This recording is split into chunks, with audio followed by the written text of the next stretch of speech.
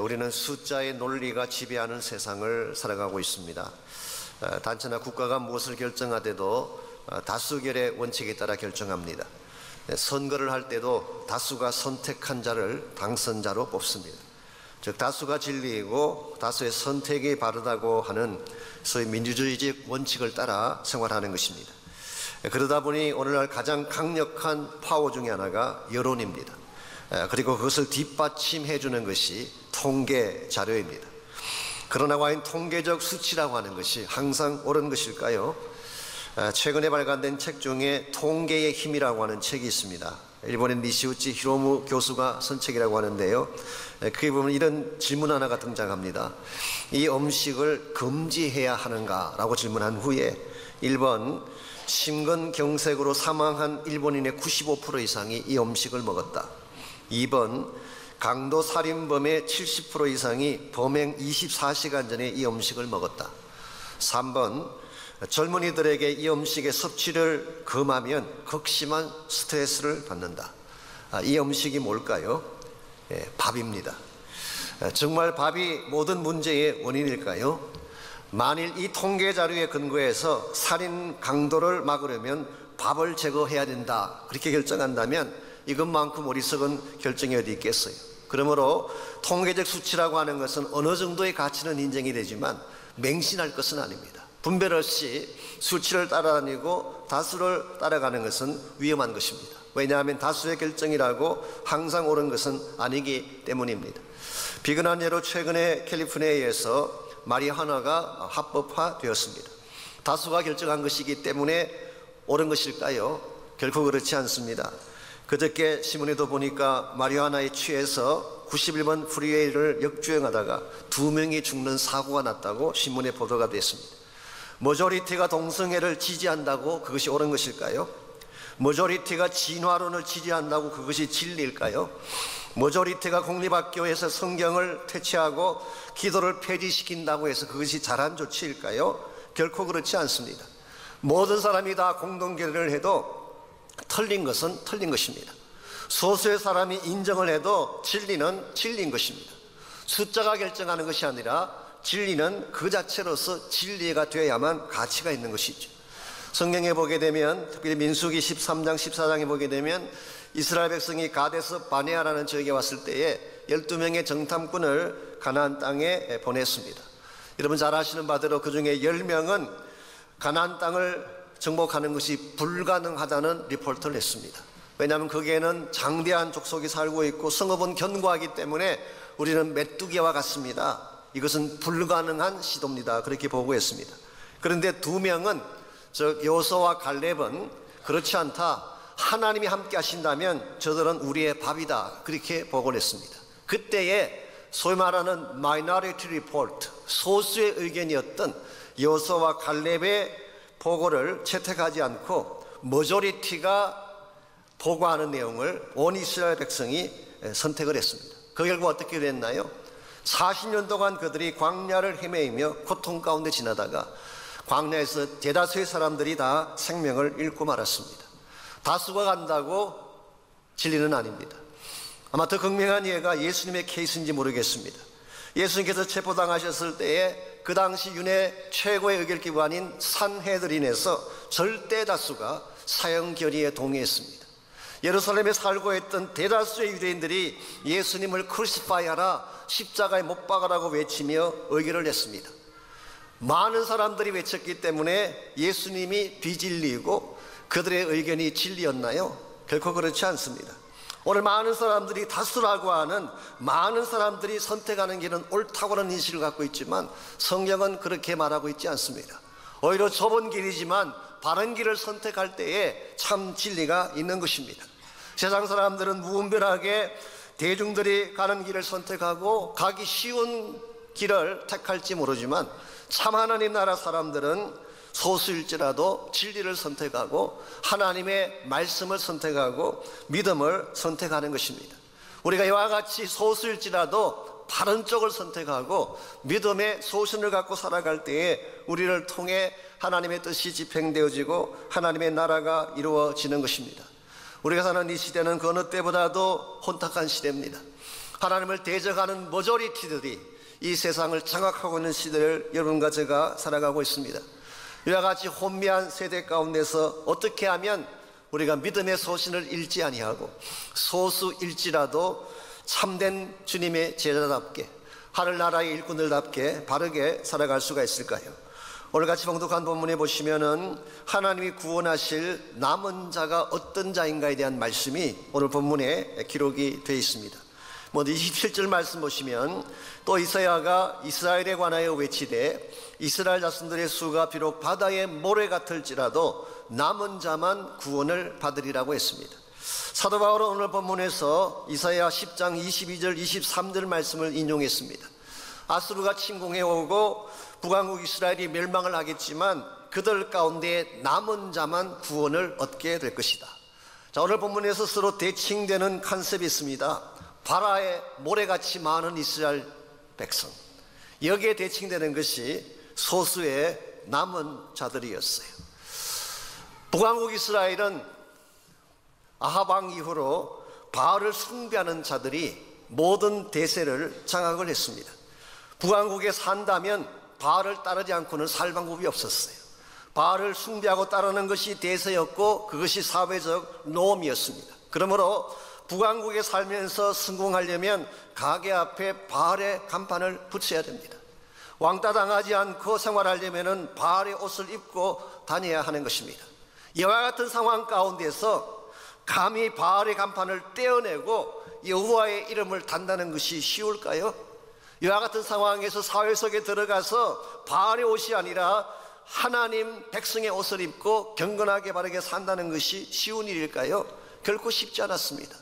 그래서 바다의 모래같이 무수히 많은 머저리티는 전부 다 하나님을 떠나서 바알을 숭배하고 달려갔음에도 불구하고 이 시대에 바알을 버리고 여호와를 선택했던 소수의 사람들이 있었어요. 그 중에 대표적인 인물이 엘리야라고 하는 선지자였고, 처음에는 엘리야도 인식하지 못했지만 나중에 엘리야가 알게 된 사실, 바알에게 무릎 꿇지 아니한 7,000명을 하나님이 남겨두셨다고 기록했습니다.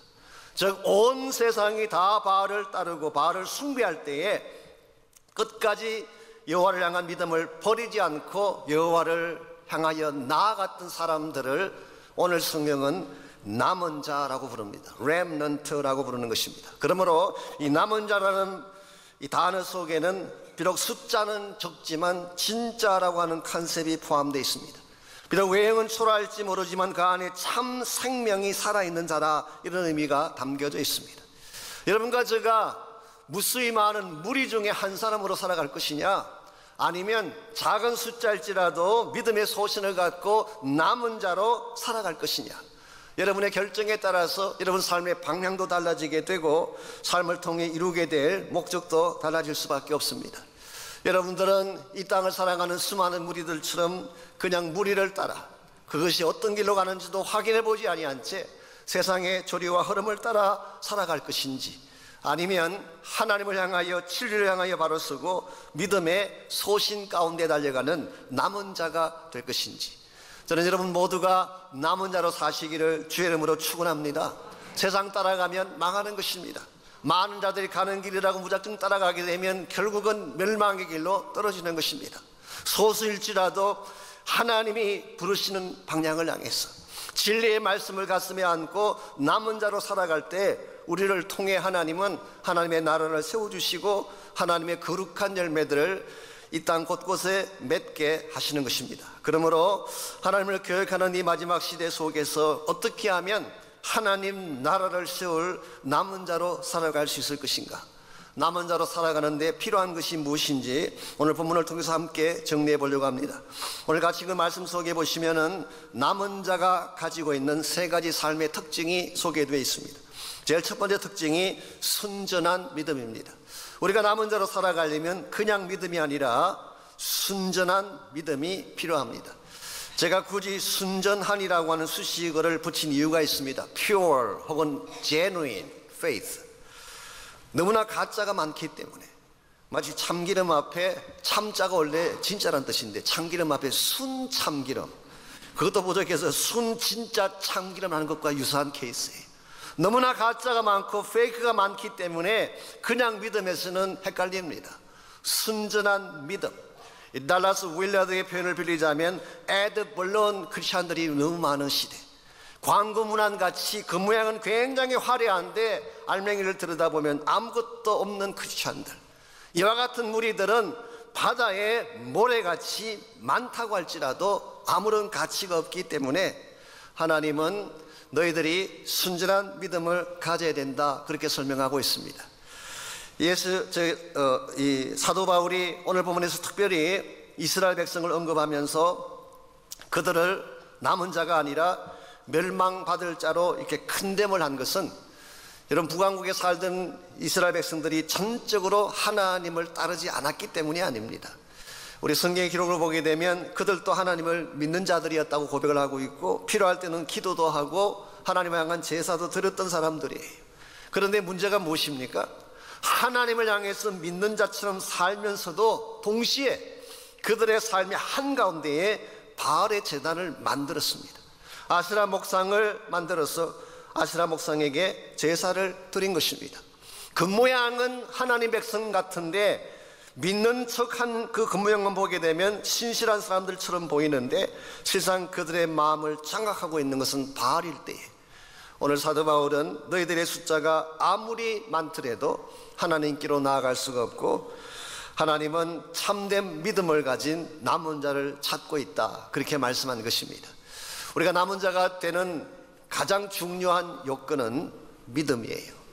우리가 가진 어떤 외형이나 직분이나 직함이나 이런 것들이 아니라 내 마음속에 피어난 하나님을 향한 믿음만 갖게 되면 하나님은 우리의 믿음을 보시고 남은 자로 인정해 주십니다. 오늘 사도 바울이 로마서를 통해 계속해서 반복하고 있는 동일한 내용이 그 내용 아닙니까? 매입이 오늘 바울이 북왕국 이스라엘의 예를 든 이유는 바울 당시 유대인의 모습을 지적하기 위함이었을 가능성이 많습니다. 사도 바울 당시 유대인들은 혈통을 통해 구원받는다고 생각을 했어요. 그들이 종교식에 참석을 하고 안식일마다 하나님께 나가서 제사하거나 예배 드리면 그들의 종교식 자체가 그들을 남은 자로, 구원받는 자로 만든다고 생각을 했는데 바울은 그게 아니다라고 지적을 하고 있습니다. 오늘 여러분과 저의 삶에 있어서도 가장 중요한 점검이 내 안에 참된 믿음이 있는가를 점검하는 것입니다. 그저 내가 오랫동안 교회를 다녔다, 어떤 직분을 가졌다, 이것이 아니라 하나님과 나와의 관계가 바른 관계인가.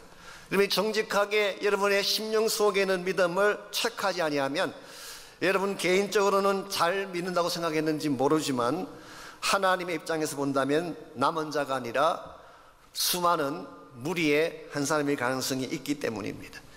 몇 년 전에 미국의 청소년들 사이에서 일어났던 운동이 하나 있습니다. 그 운동의 이름이 Yes, I believe in God이라고 하는, 예, 나는 하나님을 믿습니다라는 그런 운동이 있었어요.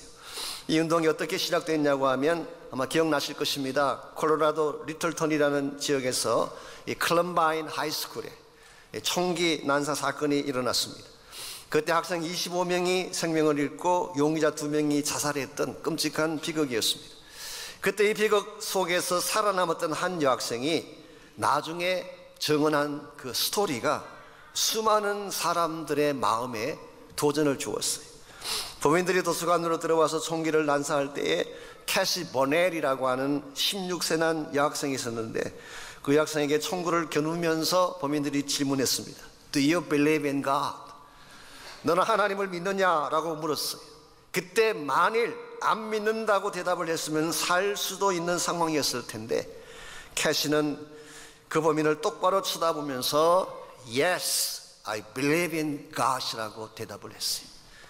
그 다음 순간 그녀의 가슴에 수발의 총이 난사가 되었고 그는 그 자리에서 즉시 세상을 떠나고 말았습니다. 이 스토리가 나중에 자기 친구에서 알려지기 시작하면서 미국에 있는 10대 크리스찬들이 굉장한 신선한 충격을 받기 시작했어. 많은 10대 아이들이 티셔츠에 Yes, I believe in God이라고 하는 글자를 새겨다니면서 하나님을 전거하고 플로리다의 한 도시에서는 2,500여 명이 모이는 청소년 집회가 있었는데 그 어린 아이들이 하나님께 나와서 자복하고 회개하며 기도하며 미국을 구해달라고 하는 그런 집회가 있었는데 그 집회의 이름이 뭔지 아십니까?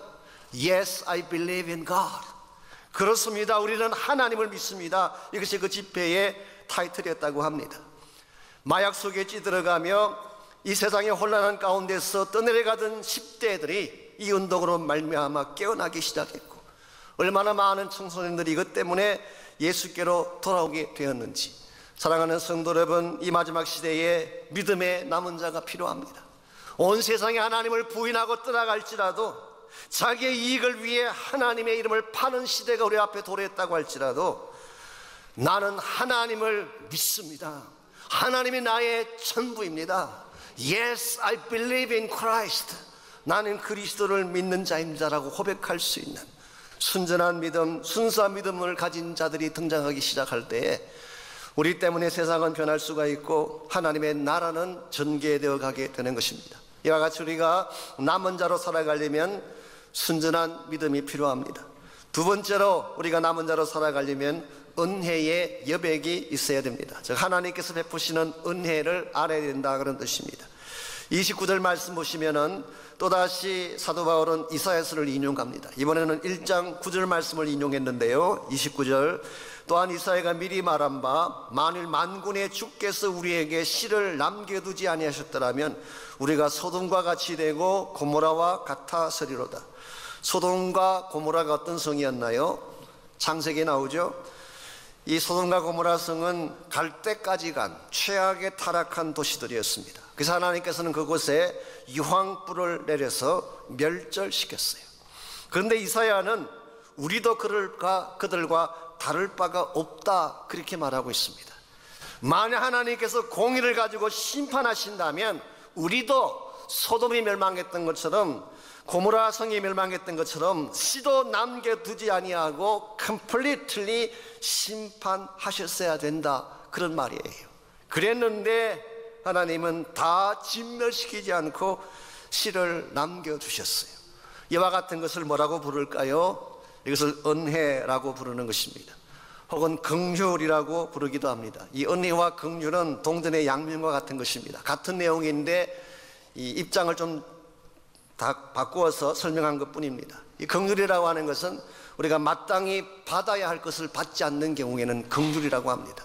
죄를 지었으면 심판을 받아야 되는데, 죄를 지었으면 지옥에 가야 되는데 우리가 받아야 될 형벌을 주시지 않는 것을 긍휼이라고 말합니다.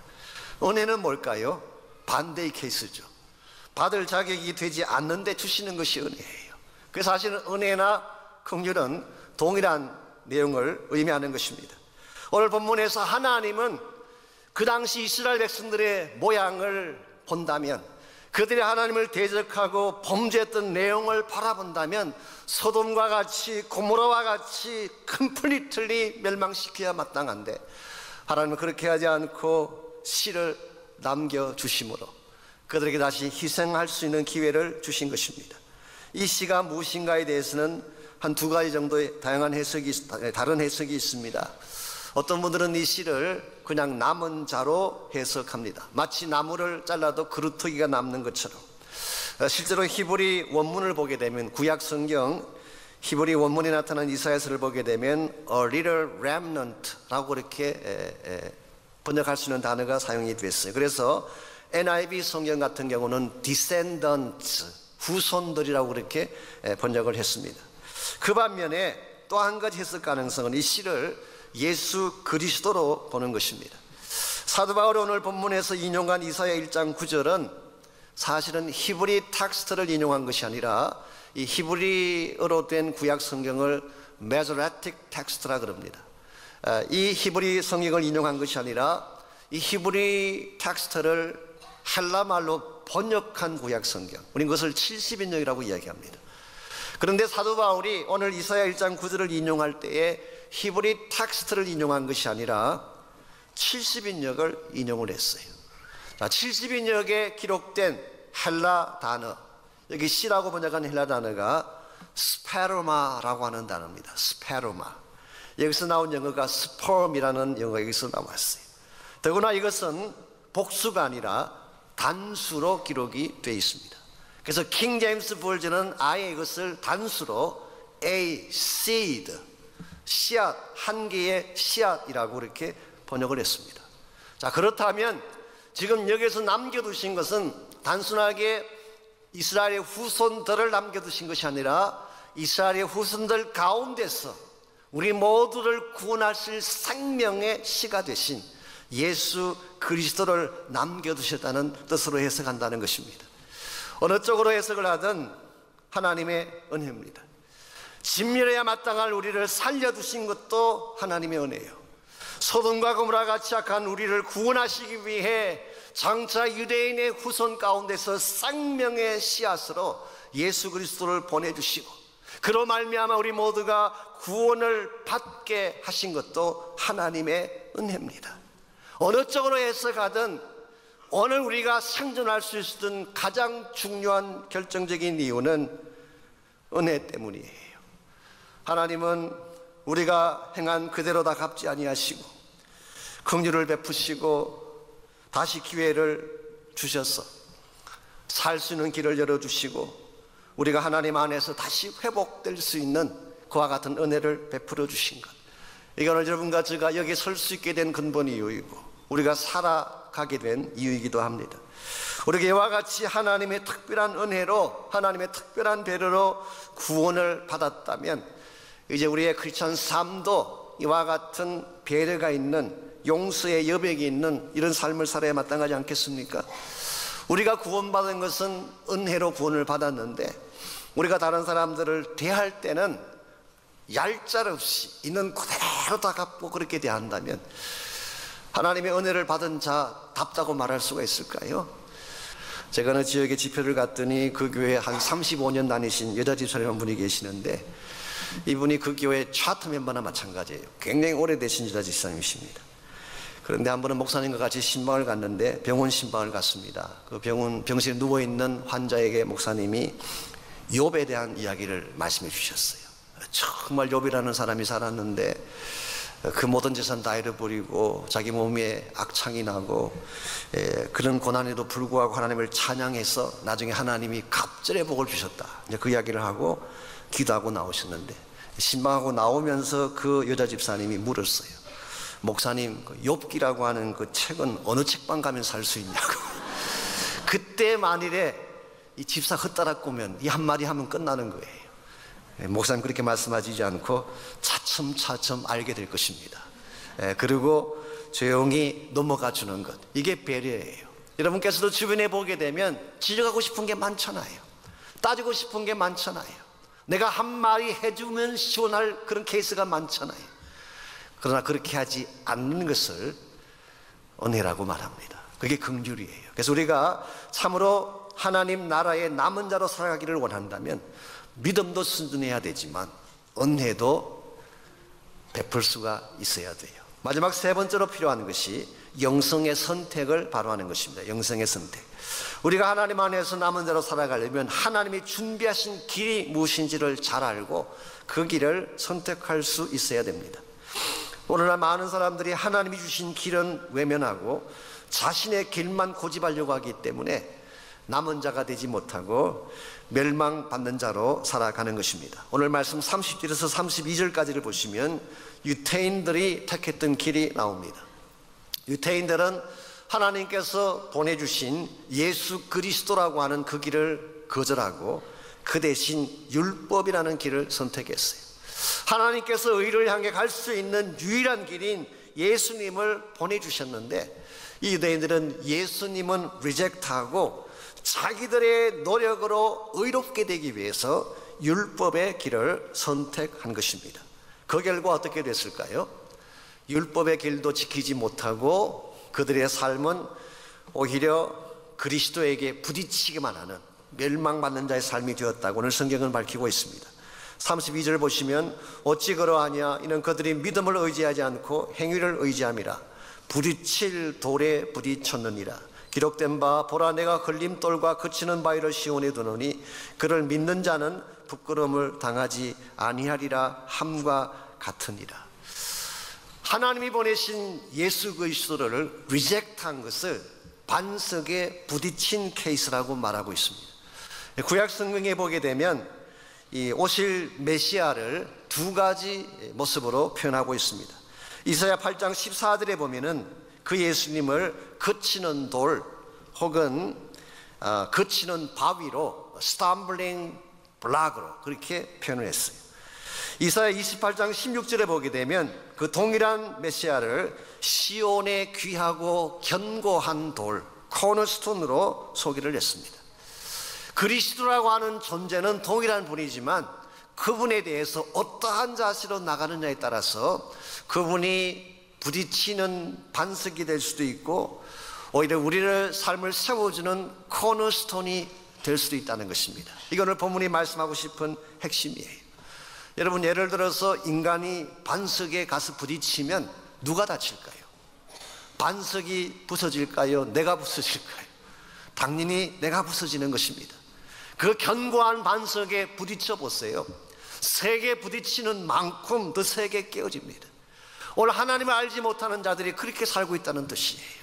하나님을 어게인스트하고 예수 그리스도를 어게인스트하니까 그들의 몸은 더 상하고 그들의 삶은 더 처참하게 깨어지고 망가지게 되는, 이게 바로 그 어리석은 선택인 것입니다. 그러나 반대로 이 예수님을 나의 구원자로 영접하고 믿음으로 그분을 향하여 나가게 되면 그분이 우리의 코너스톤이 되어서 우리의 머릿돌이 되어서 그를 믿는 자는 부끄러움을 당하지 아니하리라 했어요. 예수 그리스도를 나의 구원자로 영접하고 그분을 신뢰하는 자의 삶은 존귀한 존재가 되고 당당한 존재가 될 것이다, 그런 뜻이에요. 오늘 여러분과 저 앞에 두 가지 영적 선택이 있습니다. 예수 그리스도를 어게인스트 할 것이냐, 아니면 예수 그리스도를 억셉트함으로 믿음으로 순종하며 살아갈 것이냐. 여러분이 어떠한 선택을 하느냐에 따라서 여러분 삶의 내용이 달라지는 것입니다. 사랑하는 성도 여러분, 신앙생활은 결국 선택입니다. 이를 믿든지 아니면 리젝트 하든지, 여러분께서 예수 그리스도에 대해서 어떤 선택을 하느냐에 따라서, 하나님에 대해서 어떤 결단을 하느냐에 따라서 여러분 삶의 열매가 달라지는 것입니다. 내일 새벽에 나오시는 것도 선택이에요. 사실 피곤하지 않는 사람이 어디 있겠어요. 우리가 만일 새벽 특세에 나오지 않으려고 생각하고 익스큐즈 한다면은 우리가 변명할 수 있는 핑계들이 얼마나 많겠어요. 핑계가 없는 사람 아무도 없어요. 여러분께서 만일 정말 하나님께 나오는 것에 대한 갈망이 없어서 익스큐즈 한다면 얼마든지 안 나오실 수도 있어요.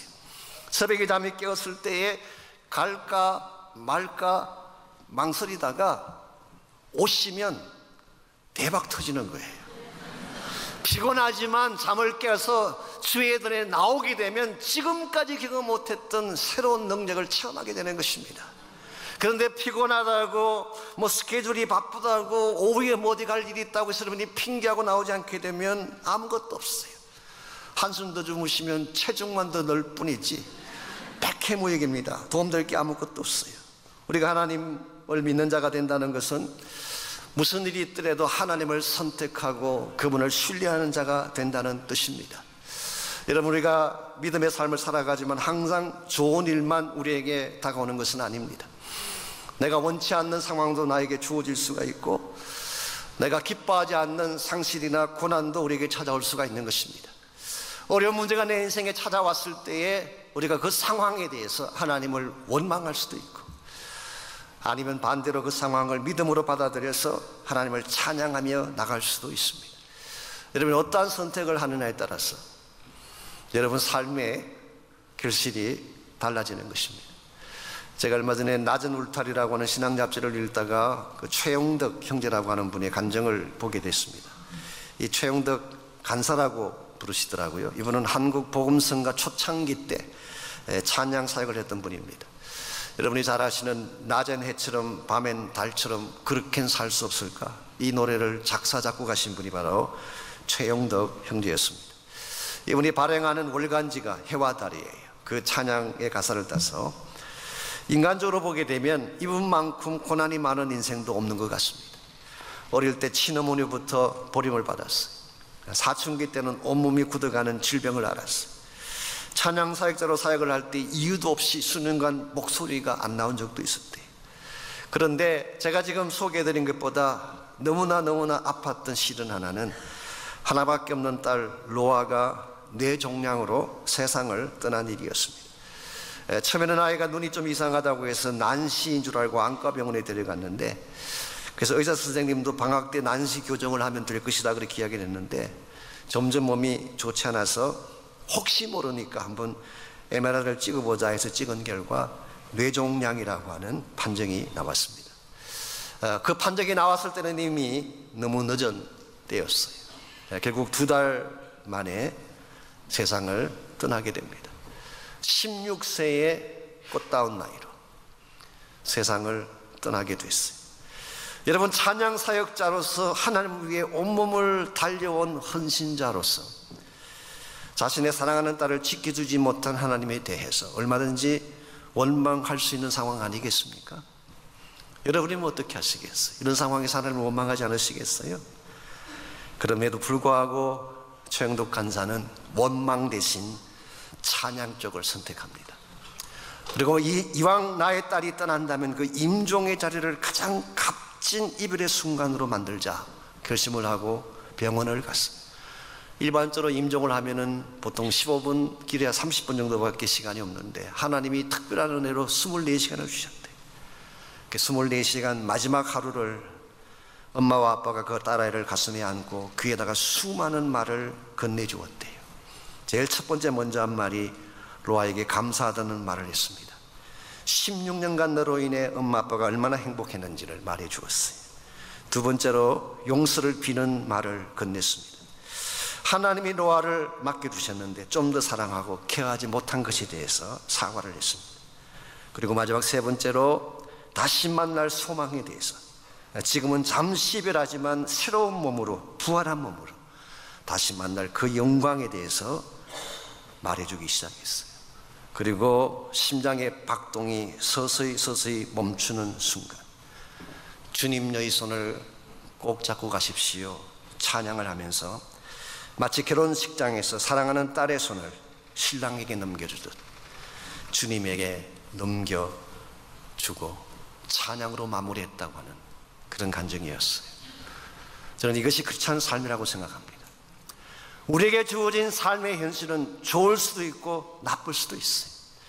내 육신의 모습이 건강할 수도 있고 병약하거나 고통 속에 처할 수도 있어요. 나에게 주어진 상황이 어떠한 상황이든지 감사하기로 결정하고 찬양하기로 결정하게 되면 찬양이 터져나오는 것입니다. 이것을 성경은 믿음이라고 부릅니다. 참된 믿음은 내가 좋은 것만 일어났을 때 하나님을 신뢰하는 것을 말하는 것이 아니라 내가 정말 받아들이기 쉽지 아니한 고통과 어려움이 찾아와도 그것마저도 하나님이 나에게 부여한 과제라고 생각하고 억셉트하는 것, 그리고 그 하나님을 찬양하며 하나님을 향하여 담대한 감사로 나가는 것, 이걸 성경은 믿음이라고 부르고 있습니다. 오늘 여러분들은 왜 하나님을 따르기 시작하셨습니까? 요한복음 6장에 나오는 무리들처럼 보리떡 때문인가요? 예수님께서 오병이의 역사를 행하셨을 때에 수천 수만의 무리들이 예수님 따라다녔어요. 산을 넘어서 들판을 건너서 이번 바다까지 건너가면서 multitudes, 수많은 무리들이 예수님을 따라다녔어요. 왜 그들이 예수님을 그렇게 따라다녔을까요? 이분 따라가니까 먹을 것이 있더라, 이분 따라갔더니 내가 받을 혜택이 있더라, 보리떡 때문에 따라다니는 건 아닙니까? 예수님께서 그 많은 무리들에게 정작 십자가를 소개하고 예수 그리스도에 가야 할 길을 소개했을 때 그들 모두가 다 떠나갔어요. 그때 모든 무리가 떠나간 후에 예수님께서 남아있는 12제자를 향해 질문하십니다. 너희도 가려느냐? 그때 베드로가 나서서 대답했습니다. 주여, 영생의 말씀이 여기 계시오니 우리가 네게로 가오리까? 주는 하나님의 아들 그리스도인 것을 제가 믿고 알았습니다. 여기에 참 신앙의 본질이 있습니다. 알고 믿는 게 아니에요. 믿었더니 알게 된 것입니다. 예수 그리스도가 하나님의 아들이라는 것을 믿고 순종했더니 알게 된 것입니다. 오늘 수많은 사람들이 교회를 다닙니다. 수많은 사람들이 그리스도인이라는 이름 하에 하나님을 섬긴다고 말을 하지만 과연 내 삶에 불이익이 찾아오고 고난이 찾아왔을 때에 그러한 고난에도 불구하고 주님을 따를 수 있을까요? 우리가 만일 나의 고난과 빼앗김에도 불구하고 주님을 따르는 자가 된다면 우리 남은 자가 되는 것입니다. 오늘 하나님의 교회에 남은 자들이 필요합니다. 모든 자들이 다 외면하고 떠나버려도 그늘진 곳에 들어가서 사랑으로 섬기고 수고할 남은 자들이 필요합니다. 모든 사람들이 자신의 목적을 위해서 세상을 향해 나아갈지라도 복음 들고 땅끝까지 나아갈 복음의 남은 자들이 필요합니다. 모든 사람들이 하나님을 향한 기도를 스탑하고 생활에 분주하게 뛰어다닐 때에 제단 뿔을 부여잡고 눈물로 기도할 기도의 남은 자가 필요합니다. 마치 이 땅의 황무함이 나의 탓인 것처럼, 마치 한국교회의 아픔이 나 때문인 것처럼 제단을 끌어안고 통곡하며 눈물로 기도할 남은 자들이 필요합니다. 이런 사람들이 있을 때에 교회가 교회다워질 수가 있고 하나님의 나라가 다시 세워질 수가 있습니다. 오늘 수많은 사람들이 편한 길을 선택하고 나에게 유익한 길을 선택하는 이 마지막 때에 오늘 하나님은 남은 자를 찾고 계십니다. 렘넌트, 끝까지 믿음을 붙잡고 진리를 붙잡고 예수 그리스도의 부르심에 순종하며 나아갈 수 있는 남은 자. 여러분, 그런 자가 되시지 않겠습니까?